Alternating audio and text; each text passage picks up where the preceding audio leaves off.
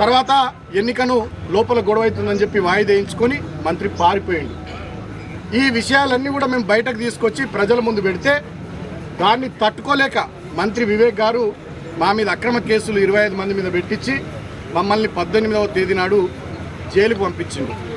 సరే, మాకు కేసులు జైలు కొత్త కాదు, కానీ నేను ఒకటే మాట కోరుతా ఉన్న తెలంగాణ ప్రజలను ఆలోచించమని.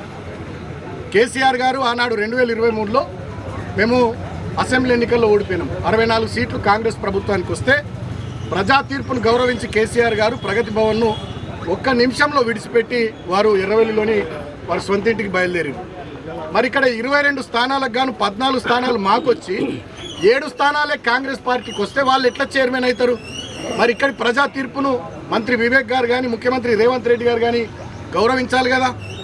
గౌరవించకపోగా కౌన్సిల్లో దుశ్శాసన పర్వం, బయట మా మీద రాళ్ల దాడులు, పోలీసులతో మా మీద అక్రమ కేసులు, మమ్మల్ని జైళ్లలో పెట్టుడు. ఇవాళ ముఖ్యమంత్రి రేవంత్ రెడ్డి ఆధ్వర్యంలో రాష్ట్రమంతా ఇట్లనే తయారైంది. ముఖ్యంగా మా కోల్బెల్ట్ ఏరియాలో మంత్రి వివేక్ ఆధ్వర్యంలో దౌర్జన్యం నడుస్తూ ఉంది. మా మంచిర్యాల కలెక్టర్ నుంచి మొదలుకుంటే ఎంఆర్ఓ దాకా విశాఖ ఇండస్ట్రీస్లో ఎంప్లాయీస్ అయిపోయారు వాళ్ళు, ప్రభుత్వ ఉద్యోగులు గారు. మంచిర్యాల డీసీపీ భాస్కర్ నుంచి మొదలుకుంటే రామకృష్ణాపూర్ ఎస్ఐ దాకా వాళ్ళు విశాఖ ఇండస్ట్రీస్ ఎంప్లాయీస్ అయిపోయారు తప్ప పోలీసులు లెక్క లేరు. ఆ ప్రాంతంలో పోలీసులు, రెవెన్యూ ఉద్యోగులను ఎవరు లేరు, అందరు విశాఖ ఇండస్ట్రీస్ ఎంప్లాయీస్ అయిపోయారు. చాలా బాధాకరం. ఇంకొకటి ఏంటంటే అన్నిటికన్నా దుర్మార్గమైనది, సరే రాజకీయాల్లో గెలుస్తాం ఓడిపోతాం, గెలుపును కానీ ఓటమిని కానీ హుందాగా స్వీకరించేటటువంటి సంస్కారం, ఆ ధైర్యం ఉండాలి, ఆ దమ్ము ఉండాలి.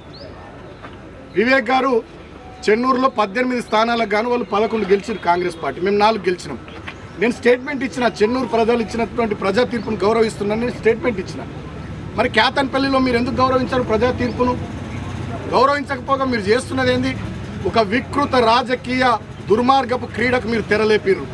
అసలు ఎన్నడన్నా కోల్బెల్ట్ ఏరియాలో ఈ రకమైనటువంటి కక్ష సాధింపులు ఉన్నాయా? 10 ఏళ్ళు మేము ఉన్నాం. నేను ఎంపీగా ఉన్నా, ఎమ్మెల్యేగా ప్రభుత్వ విప్పుగా నేనున్నా. ఎవరినైనా జైలుకు పంపించినా, అక్రమ కేసులు పెట్టించినా ఎటు తీసుకుపోతున్నారు మీరు ఆ ప్రాంతాన్ని? మీరేం చెప్పి ఓట్లు అడిగారు? 45,000 ఉద్యోగాలు ఇస్తామన్నారు, ఫ్యాక్టరీ పెడతామన్నారు. మీ కాంగ్రెస్ ఏమో 6 గ్యారంటీలు 420 హామీలు అన్నది. ఇచ్చిన మాటలు పక్కకు పెట్టి ఒక్క మున్సిపాలిటీ కోసం ఇవాళ ఆ ప్రాంతాన్ని రణరంగం చేసి రావణ కాష్టం చేస్తూ ఉన్నాడు మంత్రి వివేక్ గారు.